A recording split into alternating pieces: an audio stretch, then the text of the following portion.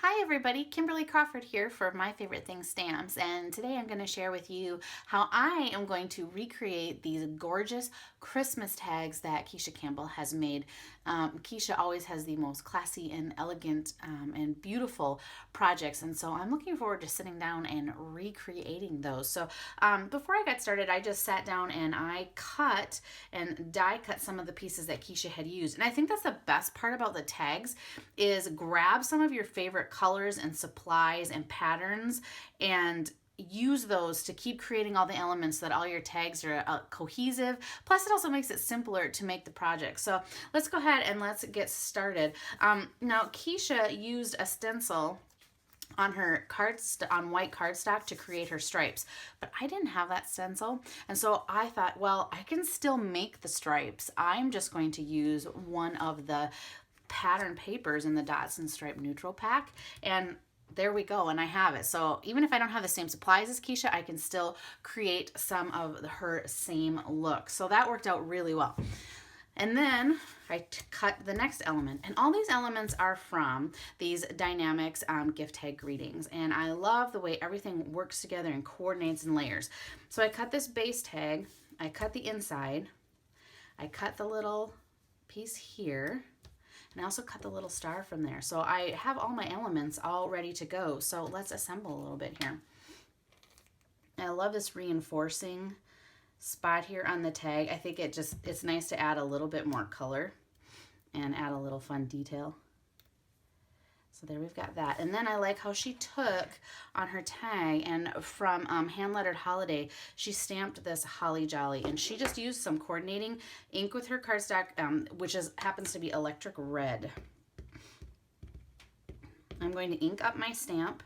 I like inking up this way because I can see how much ink is on my image or not. And let's get a piece of paper here just to stick under it, just in case I don't want to get ink everywhere. And we'll line this up and stamp, and look, it fits just about perfect. There we go. Oh, I think that's gorgeous. Look at how pretty that is. And then I will just clean off my stamp later, and I'll just set that aside for now. And I can adhere this. And in fact, I want to give it a little bit of dimension. So I think what I'm going to do is I'm going to take a couple of foam squares here, or you could use foam tape, and put those on the back and add a bit of dimension to your tag. There we go. And then let's add this little red star.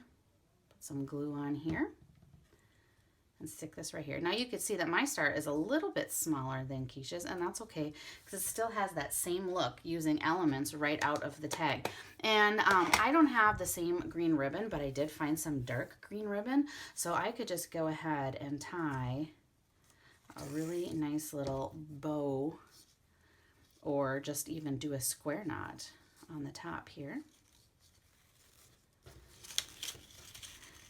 And there we go. And I can just trim this and trim this, and quickly and easily I have my very first tag.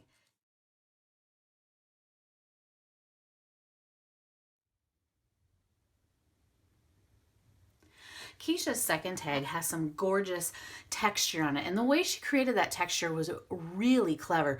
What she did is, after she cut this circle tag out from Gift Tag Greetings, she used gingham background, some watermark ink, and some clear embossing powder to create a really great texture on the background. So let's go ahead and let's make that. I'm going to take some of my watermark ink.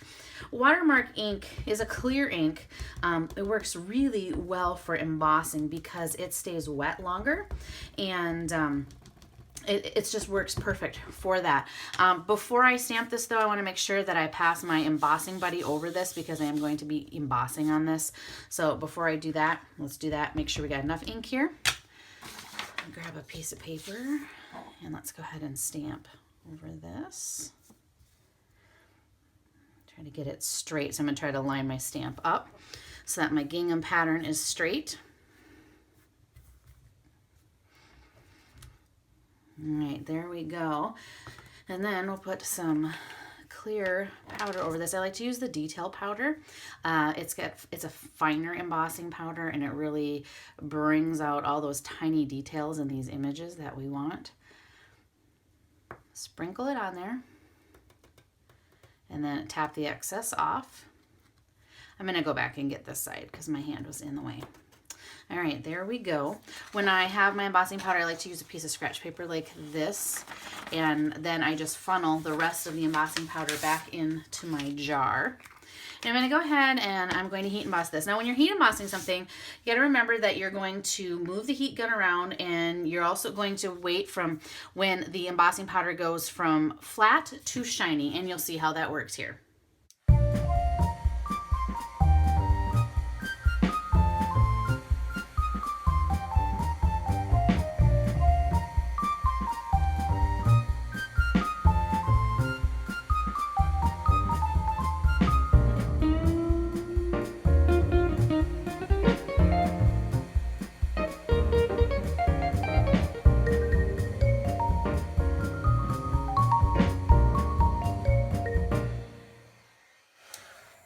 Look at that fabulous texture that created.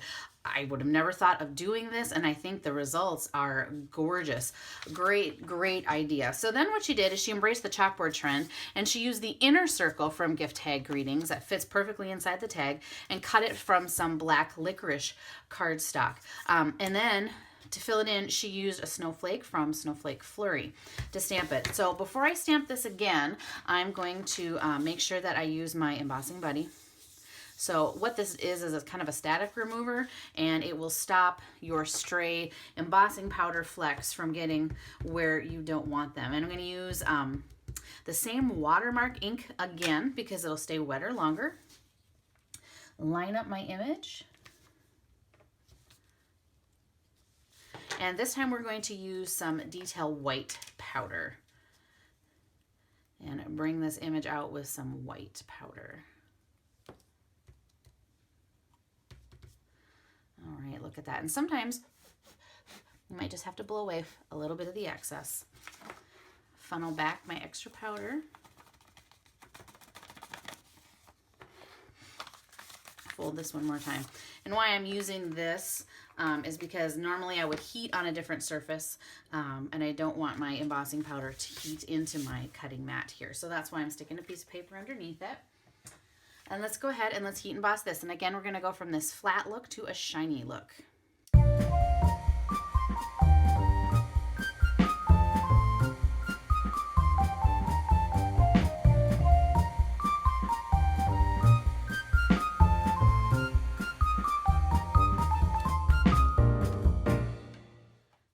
Ooh, I like that. It turns out really sharp. And what really looks great is this gingham pattern against the black. Look at how great that looks. And for some dimension, I'm going to add some foam squares to the back. And if you have foam squares, that works really great. And if you have foam tape, you can just cut a few pieces to the size that you want and add some dimension. Light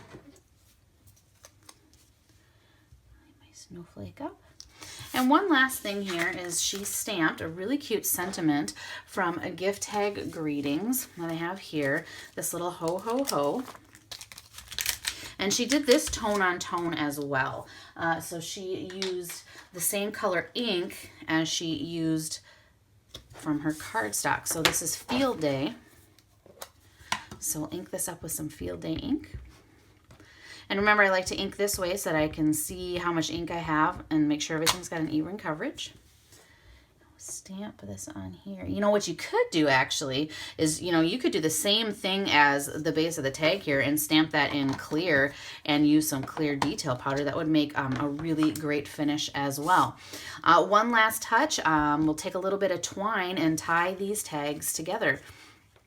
There's some really great twine out there. You could use this plain stuff, or I was thinking it'd be fun. You can find that gold and silver thin cord for wrapping Christmas gifts. That might look really pretty on this as well.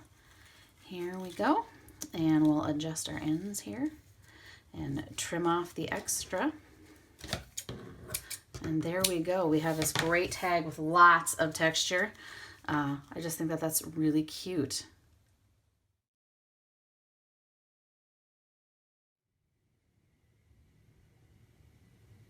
And one more tag to create from Keisha. I just love all her attention to detail and all the coordination that she does. So for this final tag, she took this banner shaped tag, which is a really great shape, and added some more texture using that tone on tone look again. And she used sketch chevron background and the same Field Day coordinating ink to her Field Day cardstock. So I'm going to ink up this stamp.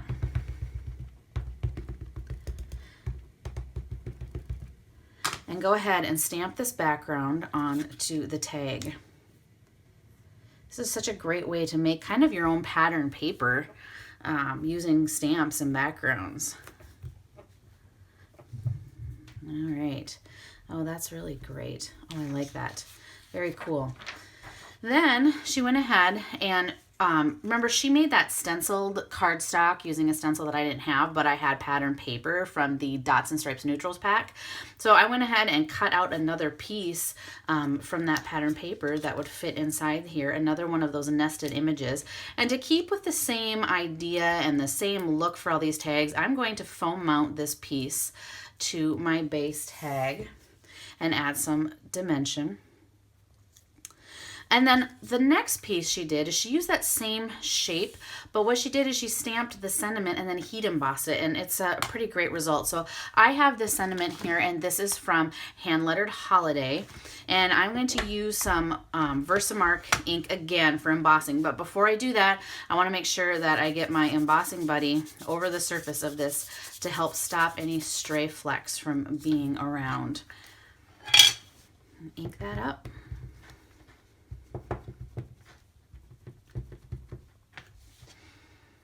Line this up, get that little bright lined up there. And just a nice even pressure. You don't want to rock your block back and forth. And let's go ahead and put some white powder on this. I really like the white powder on this, on the red. It just pops, it stands out. It's another one of those things ideas I need to put in my repertoire of things to do that look amazing, is using this white on the red. And look at that. Gonna blow a little bit of the excess off there. Put my extras back in my jar. And especially for sentiments, you want to make sure that you're using the detail white powder, because that finer powder will definitely work better for these scripted sentiments. And I'm going to go ahead and I'm going to heat this up. And looks like I need to put a little bit more powder on the bright. I didn't get enough down here. So we'll go back in here a little bit. And we'll just shake it back into the jar. There we go. Now it's as bright as it should be. And we'll go ahead and let's heat emboss this. Again, moving from the flat to the shiny, and make sure that you keep your tool moving. There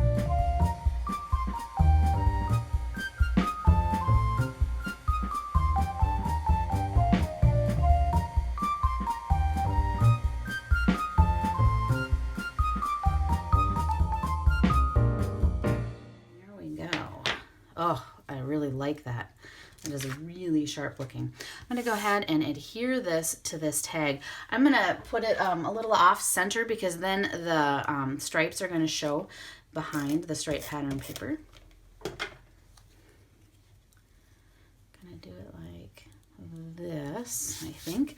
And one last touch, I'm going to put some red ribbon. And again, I didn't have the same ribbon she had, but that's all right. I have some great looking red ribbon here, and I'm going to tie a bow. And I tie funny. I do 2 rabbit ears. So I make a loop on one side, a loop on the other side, and I cross the 2 loops. This works out pretty well though, because it gives me really good control on the length of the ends and the size of my bow, and it just works out really well. So there we have 3 fantastic tags from Keisha. Great ideas for coordination, for texture, and adding extra special details. So have fun making some tags for all your holiday gifts this season.